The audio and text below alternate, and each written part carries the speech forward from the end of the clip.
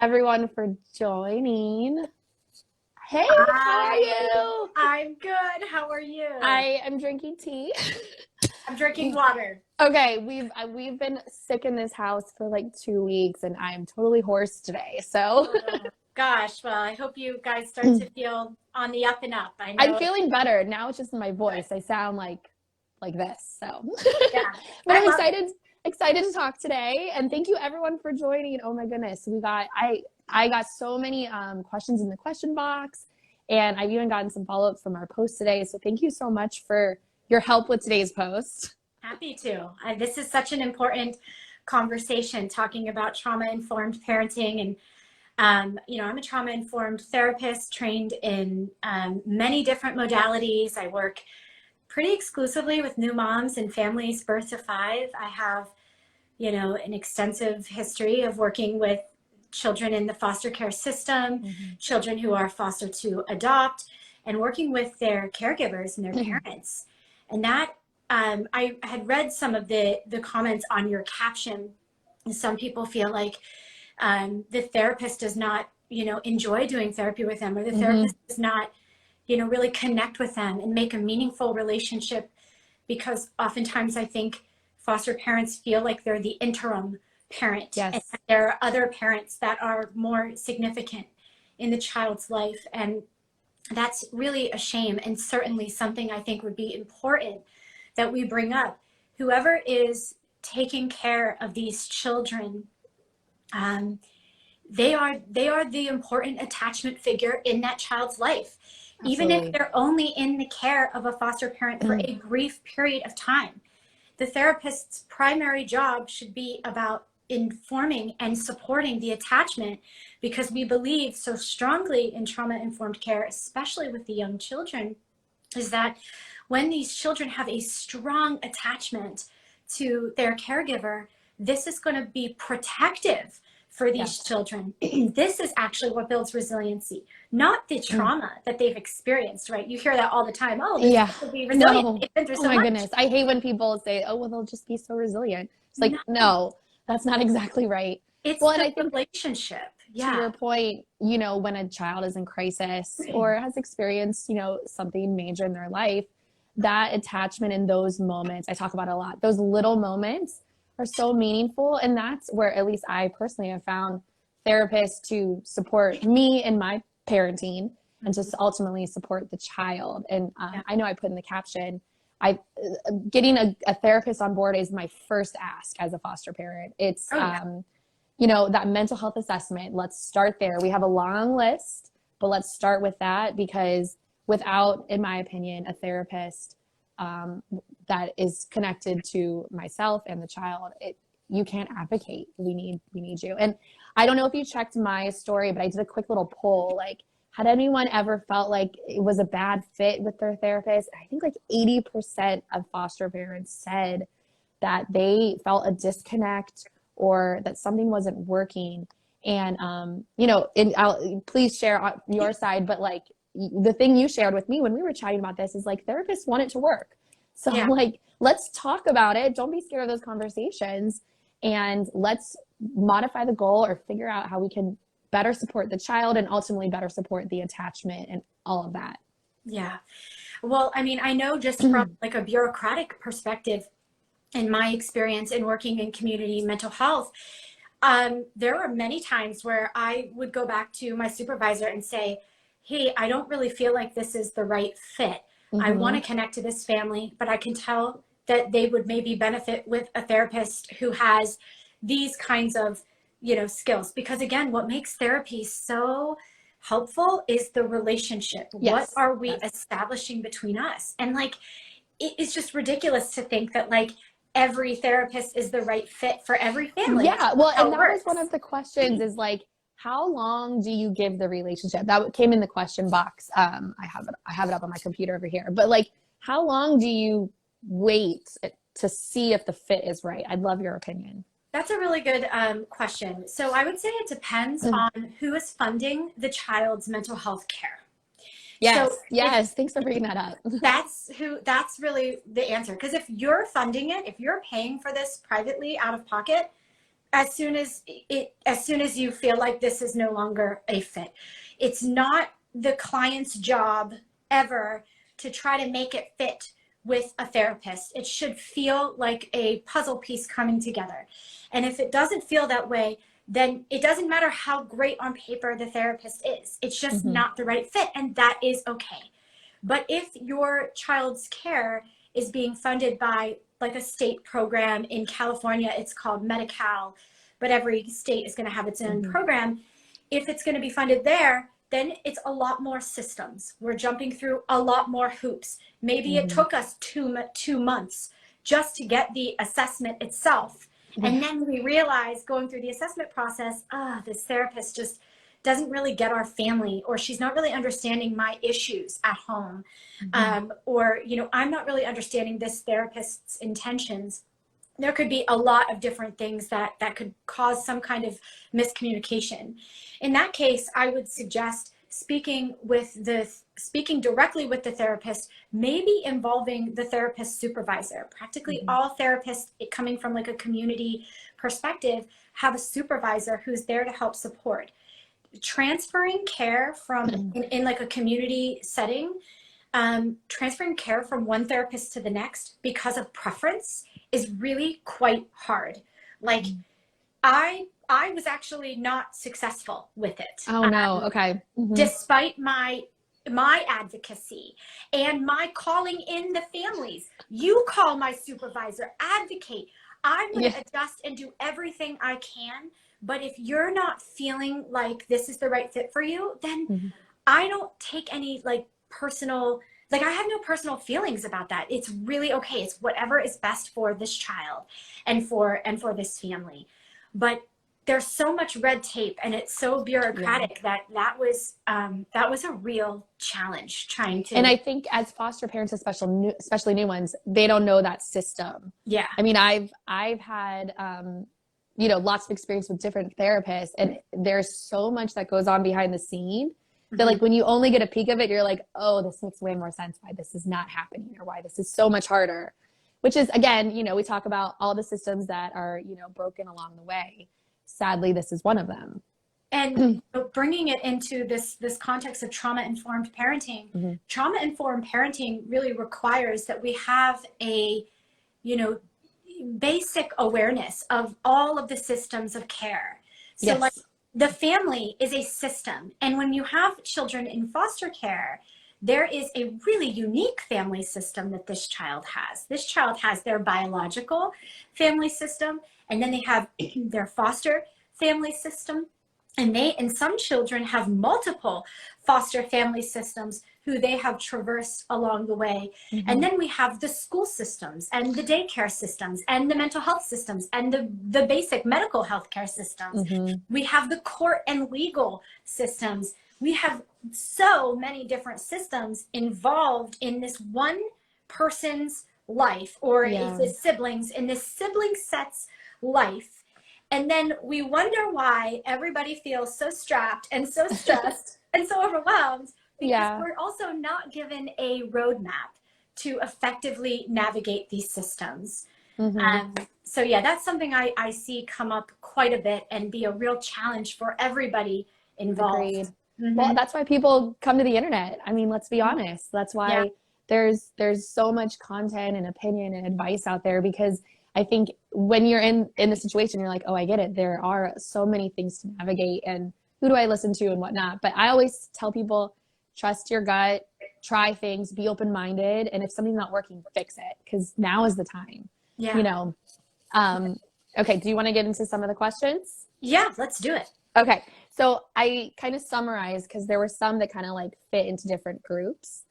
So a lot of the followers have toddlers, and they are kind of dealing like with these moments of like, I need to react and don't know how. So one of the examples was a toddler spits in my face, a foster mom. But I've also got a few like scratches or just lashes out or bites. Like, what is the gut moment reaction? I'd love to hear your opinion on in that moment, what's the script? Yeah. Before I get into the script, because Okay, thanks. it's so important, whether like no matter in what capacity you are involved in the life of a child. If a child is hitting, scratching, spitting, their little animal, their little inner dragon is coming out, this is a very clear cue that this child is extremely dysregulated. Okay. It is. If it comes to that, I agree. Yeah. Yes. And it's really important, especially from a trauma informed care, that if I have a foster child who spits in my face, that I don't see this as this child acting out. I see this as this child is feeling unsafe, and this child is trying to protect themselves by making themselves nasty, by making themselves unappealing. It goes actually against the very nature of attachment, which is when I feel bad and I feel vulnerable, I go to my caregiver to hold me and to help me feel safe. Children who have experienced trauma, and that is 100%, every single child involved in the foster care system has experienced trauma. They have not learned that when they are feeling vulnerable and unsafe, that they can go to a caregiver who will nurture them, who will support them.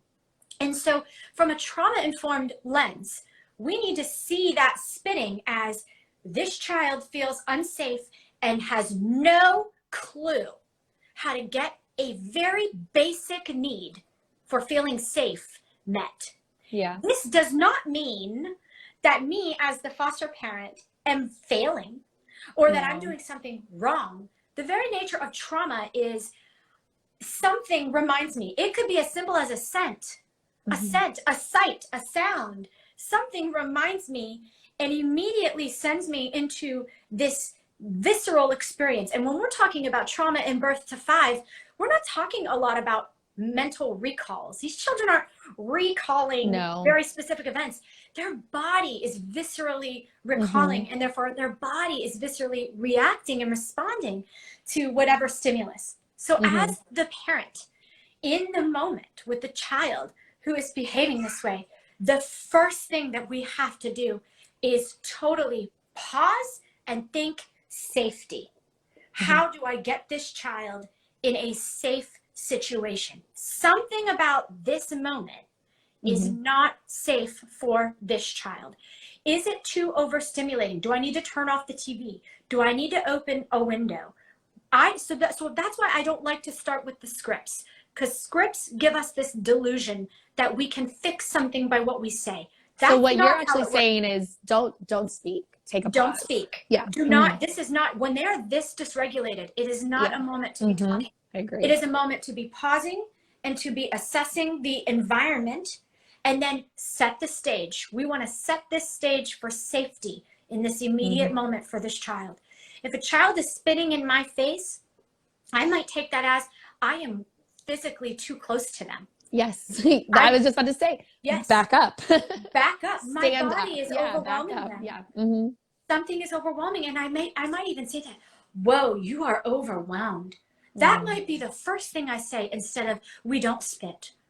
I am going to set the limit later when this child is regulated. And I'm going to use you yourself are regulated too, because correct. I have also been spit on before, and it can be frustrating. Well, being spit on is one of the most degrading experiences. I also have been spit on by many children when they were in this dysregulated state. And so, you know, like one of the things we've learned in like Connie Lillis's work is that anytime a child is spitting or drooling, it is a clear sign. It's like a dog when they are spitting or drooling. Clear sign something is wrong with this child's nervous system. And there's actually, spitting is like the full, what do we call it? Gas, you know, foot on the gas. So like nervous system is really ramped at that point. And yes, and you might see that also, not just the spit, but like, you know, those violent attack moments from a small child. It's exactly the same thing. So what these children are saying with these big violent attacks is, I don't feel safe. I don't know how to feel safe. I feel scared. I feel flooded.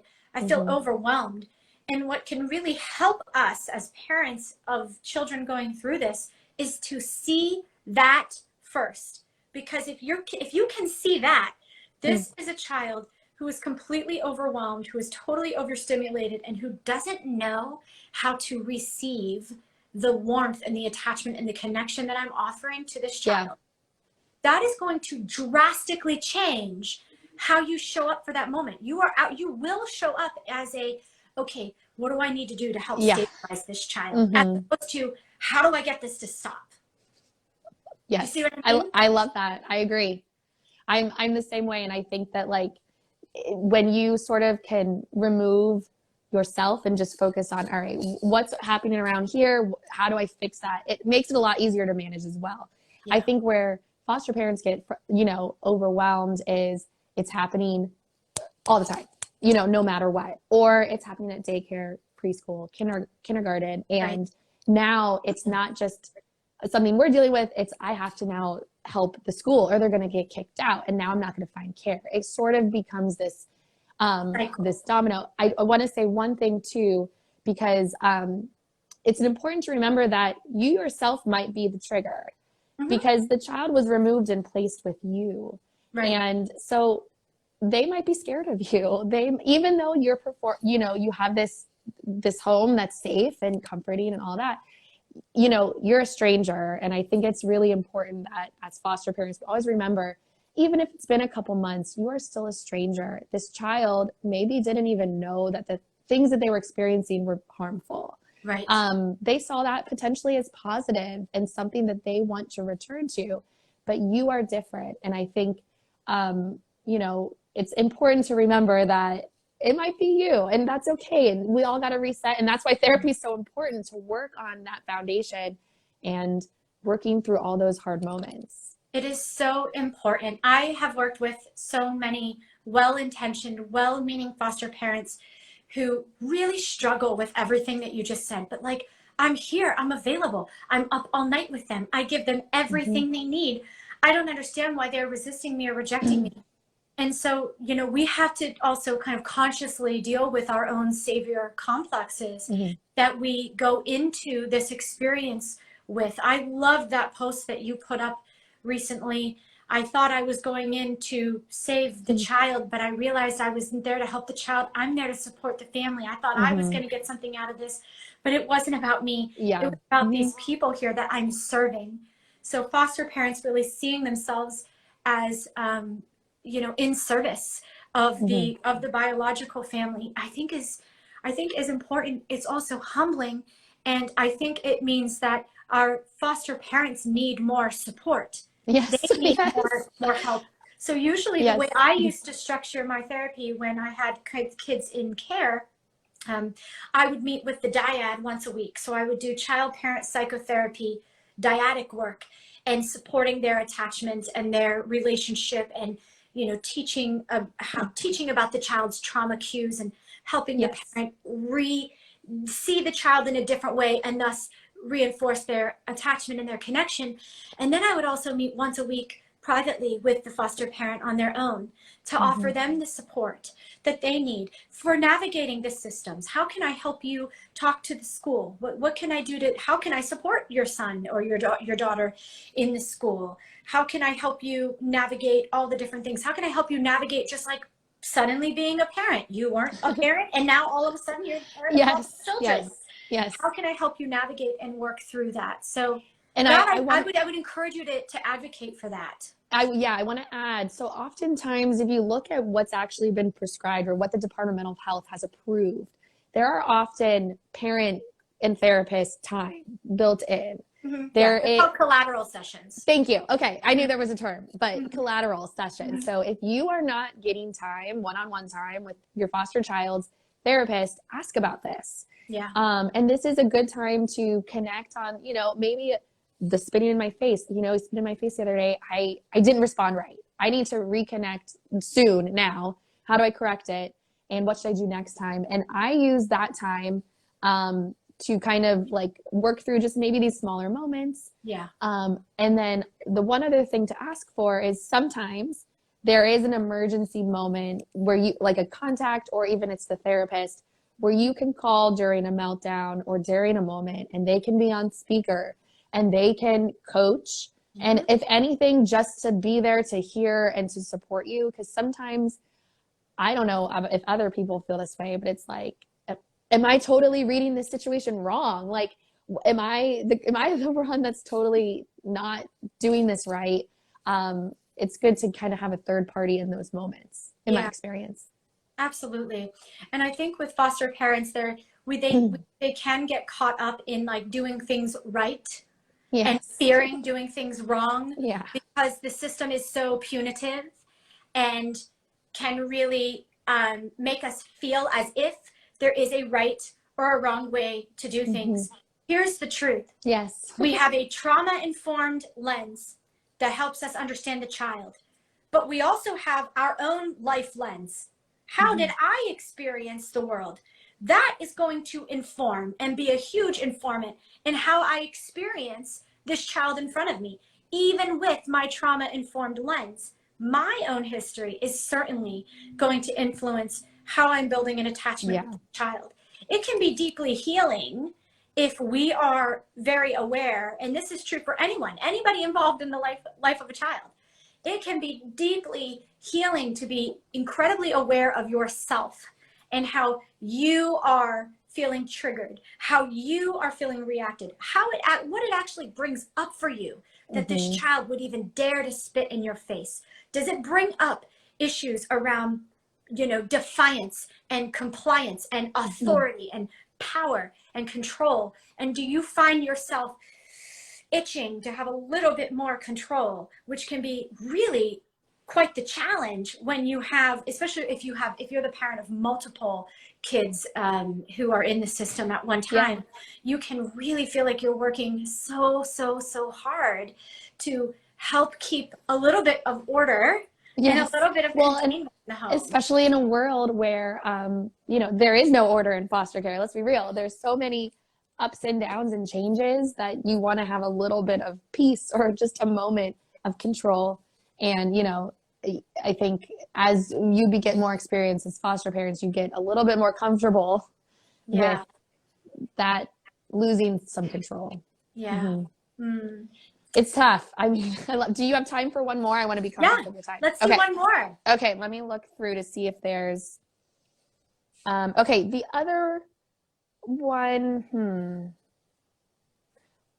you brought up siblings. I don't know if we want to talk through if there's any tips and kind of like what to do when managing multiple kids or sibling moments. Yeah.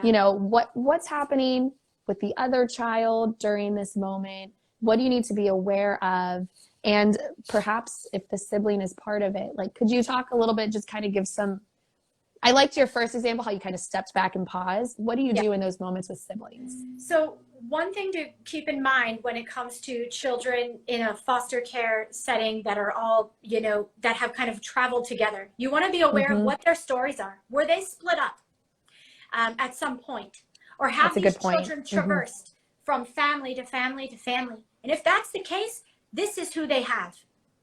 And so we as the parents have to be really aware to not compare these children, to Mm-hmm. not pit them against each other, and to support their relationship.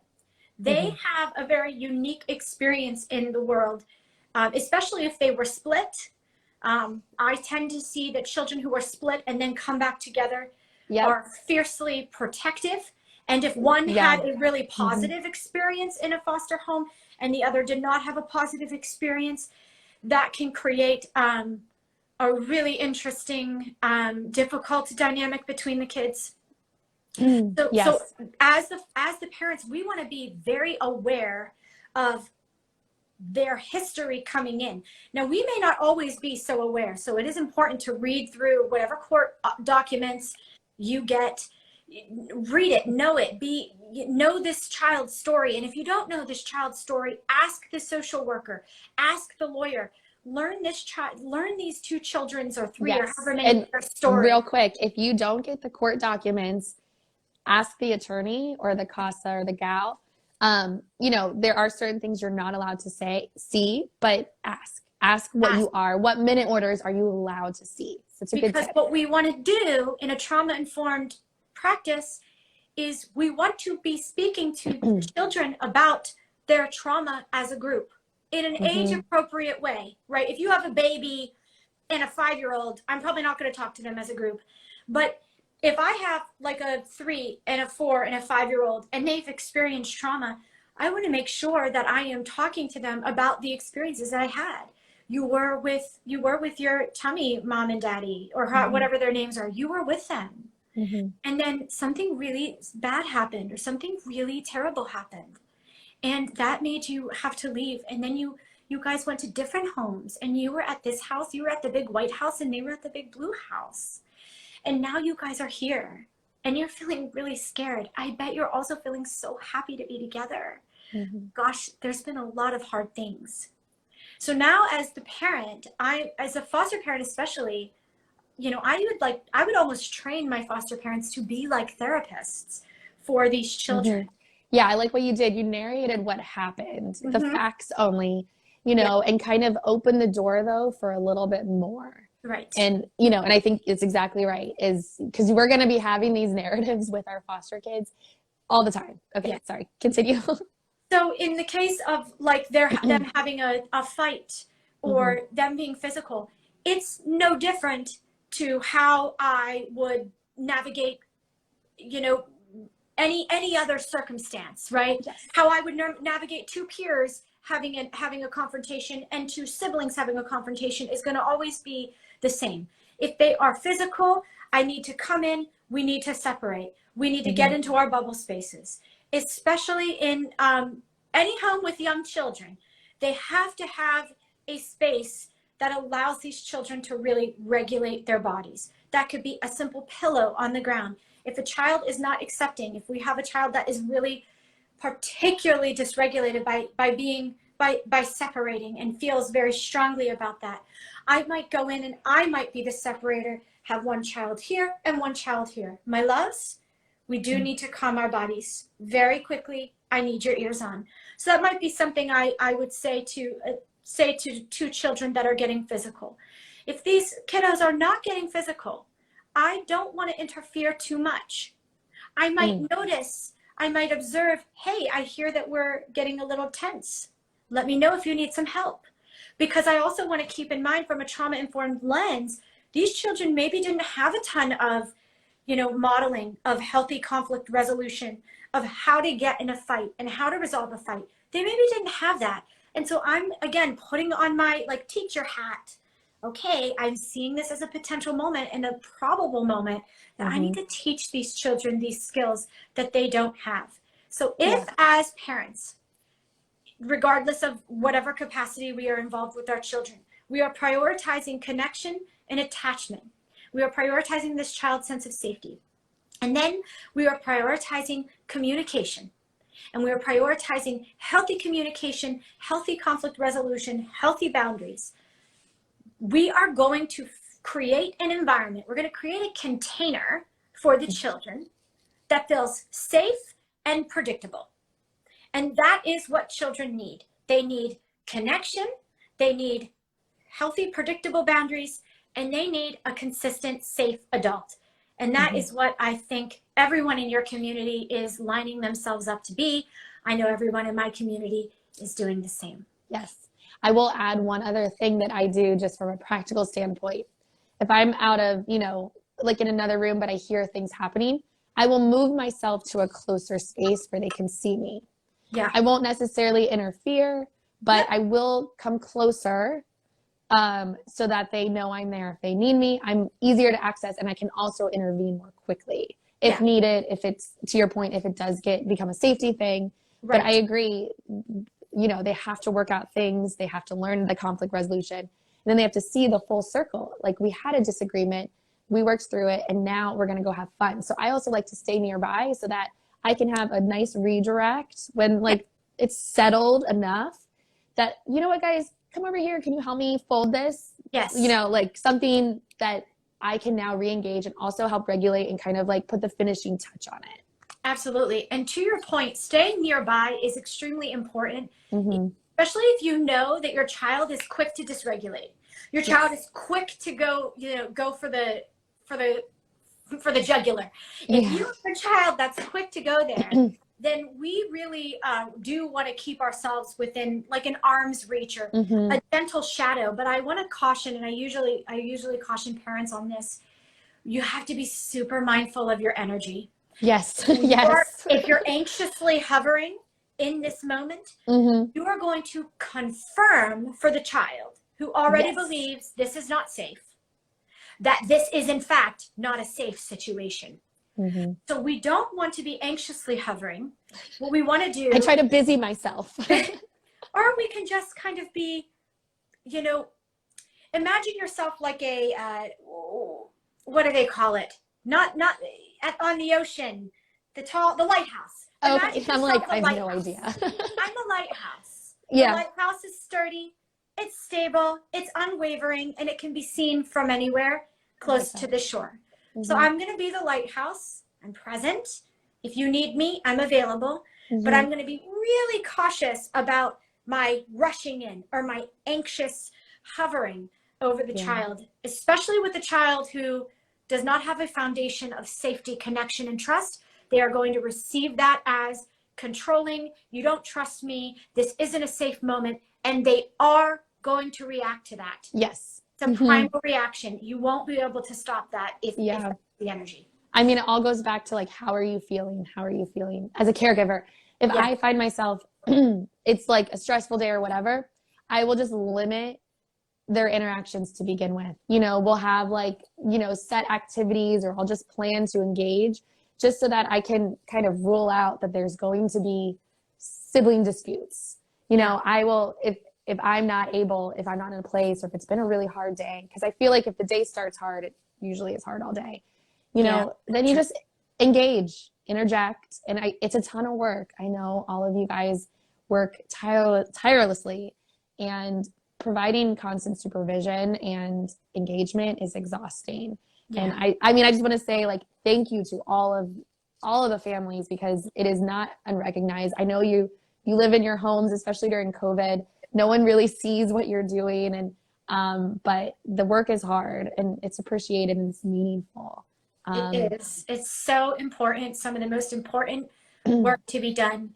These are children whose lives can be dramatically changed if they can find safety and connection and attachment. Dramatically changed.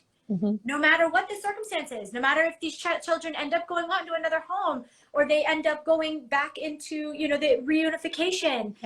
The very fact of having a safe, attached figure who did not retaliate, who did not react, who was able to kind of hold all the mess that they were so unfairly burdened with. That is truly the most beautiful gift to humanity that you could give. So, and I can say, because I have a lot of, you know, current foster youth that follow and former foster youth, and I hear all the time, I was in 10 different homes, and I remember that one home. There was one foster parent that, you know, treated me well, and I will never forget her. So like, it is meaningful, even if it seems like so much. You know, keep up the good work, and you know, the fact that you are engaging with us and learning is like, just shows that you're there to do the work. So amazing. I want to end on that, but thank you. All right. I know I love you. Having me here today. Yes, I love this. Thank you. So I know you have a course coming out, right? Yeah. I have a new workshop, actually. A new workshop. That's in awesome. April. Let go of your triggers. So if you feel like you are particularly triggered, it's geared for parents of anyone involved in a child's life. So absolutely, you can, or just follow me if you just want to follow along. I love to grow my community too. So yes, and I have a couple of things coming out as well, especially if you're considering fostering and not sure that you can do the work. That one will be for you. So thank you for your time today. Thank you for your time. I really enjoyed it. Take care. Take care. Bye. Bye.